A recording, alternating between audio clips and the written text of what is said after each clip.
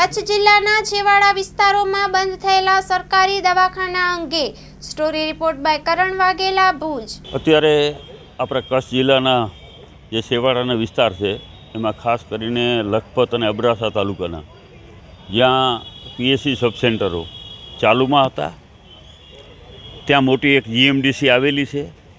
એ CSR હેઠળ fund આપતી, એના સહયોગથી અત્યાર સુધીમાં દયા પર એક મોથારા અને વાયોર ત્યાં પીએસસી અને સબ સેન્ટર ચાલુ હતા। આરોગ્યની સુવિધા લોકોને મળતી હતી, કારણ કે એ એકદમ માની લો છેવાડાનો બોર્ડરનો વિસ્તાર છે, ત્યાં ખૂબ ગરીબ લોકોની વસ્તી છે અને ગરીબ લોકોની વસ્તી હોય ત્યાં સરકારી દવાખાનામાં જાય લોકો, એ સ્વાભાવિક છે। પરંતુ આ સરકાર આરોગ્ય ક્ષેત્રે સદંતર નિષ્ફળ ગઈ છે અને જે સરકાર તો ચાલુ જ નથી કરી શકી, શરૂ જ નથી કરી શકી દવાખાના, પરંતુ જે જીએમડીસીની સહયોગથી જે ચાલતું હતું એ એકાએક બંધ કરી દીધેલ છે। આજે લોકો ત્યાં ખૂબ દુઃખી છે। ત્યાં સામાન્ય અહીંયા એને ભુજ આવવું હોય, કોઈ સામાન્ય બીમાર હોય તો ભુજ અહીંયા આવતે આવતે 150 કિલોમીટર થાય। હવે આ 150 કિલોમીટરમાં ક્યાં ભુજ આવીને દવા લેવા માટે આવી શકે? તો સરકારે આવું વિચારવું જોઈએ અને વારંવાર ત્યાંના ધારાસભ્ય અબડાસાના પ્રદ્યુમનસિંહ જાડેજા ઉદ્ઘાટનો કરી આવે, રિબિન કાપી આવે અને બીજે દિવસથી દવાખાનાને તાળા। તો આ ધારાસભ્ય ખાલી માત્ર એના પોતાના પ્રચાર પ્રસાર માટે જ કામ કરે છે કે હકીકતમાં લોકોના આરોગ્ય માટે કે લોકોની સુખાકારી માટે કામ થાય છે? અત્યારે ત્યાં ખૂબ જ હાલત ખરાબ છે, કારણ કે અબડાસા અને લખપત છે ત્યાં એમને ઓછા મત મળ્યા હતા ભાજપને, એટલે કિનાખોરી રાખી ત્યાંના લોકો કેમ દુઃખી થાય, ત્યાંના લોકો કેમ હેરાન થાય? અમે માન્ય ધારાસભ્ય શ્રી અબડાસાને કહેવા માગીએ છીએ, માત્ર છાપામાં અને પેપરમાં અને મીડિયામાં ન ચમકો, હકીકતમાં ત્યાં ગ્રાસરૂટ ઉપર શું પરિસ્થિતિ છે એનું ધ્યાન રાખો। આજે 3 દવાખાના એક ભેગા બંધ થઈ જાય તો એ લોકો જશે ક્યાં? આજે લોકોની ખૂબ હાલાકી છે, નાના અને ગરીબ લોકો છે એ ખૂબ અત્યારે પરેશાની ભોગવી રહ્યા છે। સામાન્ય બીમારી હોય તો એને જવું ક્યાં?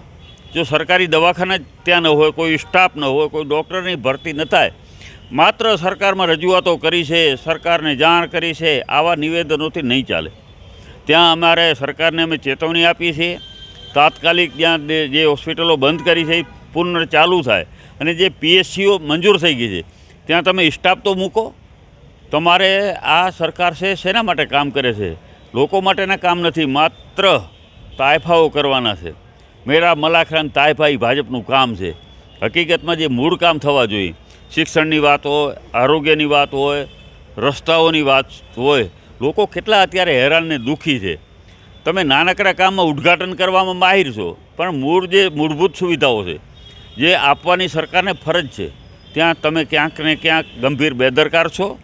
માન્ય ધારાસભ્યશ્રી, તમે જો ખરેખર ત્યાંના પ્રતિનિધિ હો અને તમને અબડાસા લખપત પ્રત્યે થોડીક હમદર્દી હોય તો ત્યાંના દવાખાના તાત્કાલિક ચાલુ કરાવો। આ અમે આપને જાણ કરવા માગીએ છીએ। નહીંતર જે આજે તમે વિચાર કરો, માણસો કેટલા ત્રાસેલા હશે। દવાખાનાની તાળાબંધી એટલે બહુ અમે ઘણા ટાઈમ પછી સાંભળ્યું છે। ઠીક છે, આપણે શિક્ષકોને કે વહીવટી કચેરીઓને તાળાબંધી હોય, પણ દવાખાનાની તાળાબંધી શું કામ? કે ત્યાં કોઈ સુવિધા જ નથી। ત્યાં લોકો જાય તો લોકોને કોઈ એને સારવાર માટેની કોઈ વ્યવસ્થા જ નથી, તો લોકો શું કરશે? ત્યાંના લોકોમાં અત્યારે ખૂબ આક્રોશ છે। તાળાબંધી હજી આનાથી પર ગંભીર પરિસ્થિતિ કદાચ આવનારા દિવસમાં ઊભી થાય અને લોકો અત્યારે પસ્તાઈ રહ્યા છે કે આ સરકારને આટલી બહુમતી આવ્યા પછી પણ સરકાર લોકો માટે તો કામ નથી કરતી।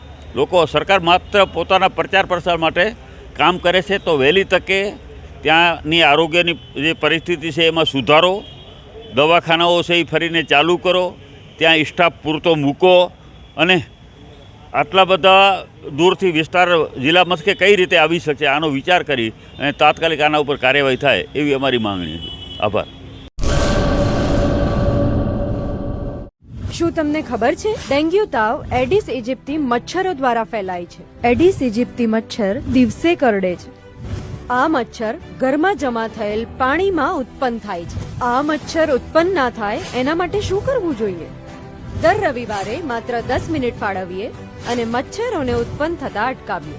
આપણા ઘરની અંદર તેમજ આસપાસના 10 મીટરના વિસ્તારમાં રહેલા ઉપયોગમાં લેવાતા પાણીના પાત્રોને હવાચુસ્ત ઢાંકણથી બંધ કરીએ. જેની જરૂર ના હોય એવા બિનઉપયોગી સંગ્રહ કરેલા પાણીનો નિકાલ કરીએ. એટલું જ નહીં, આ બાબતની માહિતી આપણે આપણા આસપાસના 10 લોકોને આપી આપણા શેરી અને મહોલ્લાને મચ્છરજન્ય રોગચાળાથી બચાવીએ. આપણા પરિવાર માટે 10 મિનિટ ફાળવીએ. મચ્છરોની ઉત્પત્તિ અટકાવી મચ્છરજન્ય રોગોથી બચીએ. આરોગ્ય અને પરિવાર કલ્યાણ વિભાગ, ગુજરાત સરકાર દ્વારા જનહિતમાં જારી.